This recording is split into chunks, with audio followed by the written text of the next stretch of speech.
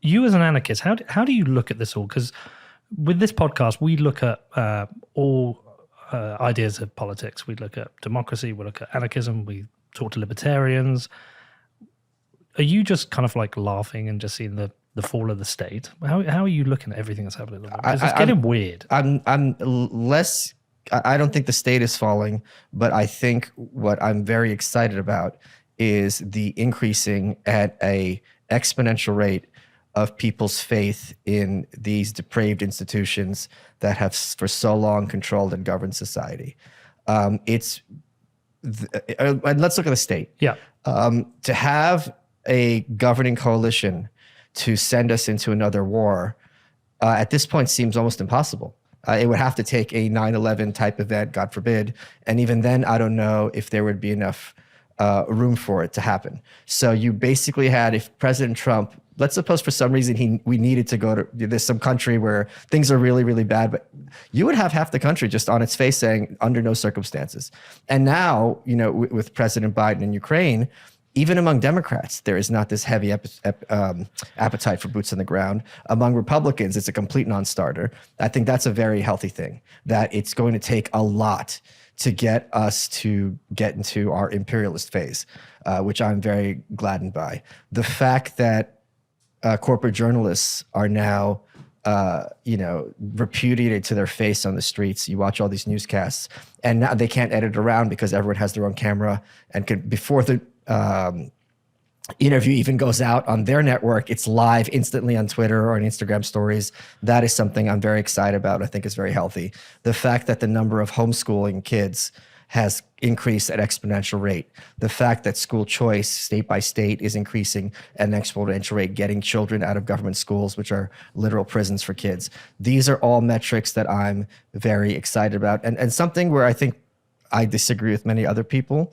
I think the mask of authority has dropped. So you are seeing an increase of the heavy hand of authoritarianism, in like Denmark and places like this. You see old people getting beaten by police on horseback until they're bloody and so on and so forth. But the point is that authoritarianism has always been there. And now it's just being more honest.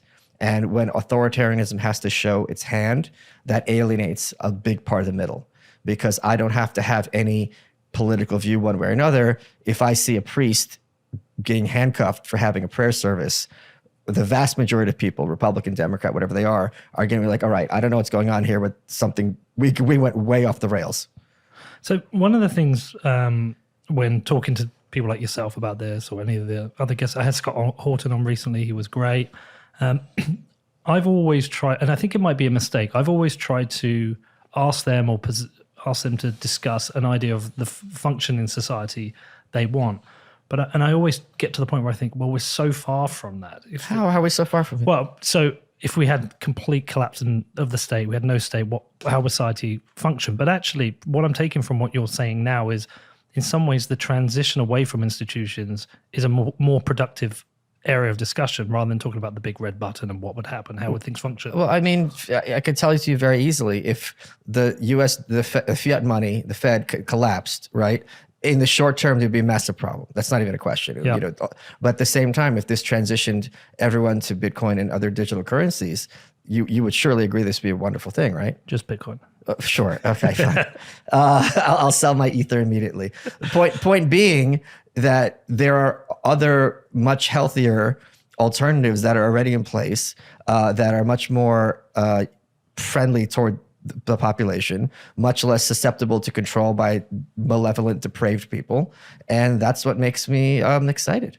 No, I mean, I agree with you. But what I'm thinking is, in terms of transition, I don't see a complete collapse of the state immediately. Oh, I agree with you. And so if we don't have a complete collapse of the state, we have an evolution of the state. I don't know what it becomes.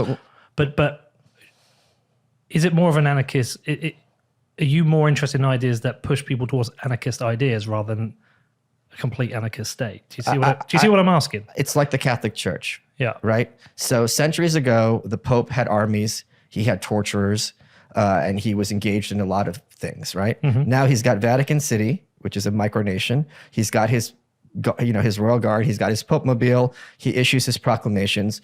The Pope is not really someone that you or I are concerned with. He says a lot of things you like. He says a lot of things I like. He says a lot of things you don't like. He says a lot of things you don't like as well. The point being, he's not in a position to impose his worldview onto populations, right? Other than through persuasion and so on and so forth. If the state got to a point where, you know, you have people who really believe in Washington and Washington saying you should do this and that, whereas we all had control over our money, that's not anarchism, but I'm fine with that. It's like, oh, you know, so President, you know, McCormick said today we got to do this, this, and this. Oh, cool. That's nice. And you know, it's just like the Pope. Like, you issue this proclamation, you have your point of view. I'll take it under advisement, but I'm going to do what I want, live peacefully, and treat people well. So that is, I think, a much more realistic medium-term goal. And I don't think it's very unrealistic at all. Rather than a collapse of the state, basically a transition away from the state being a state per se, and just kind of being this organization that you can choose to pay attention to or not.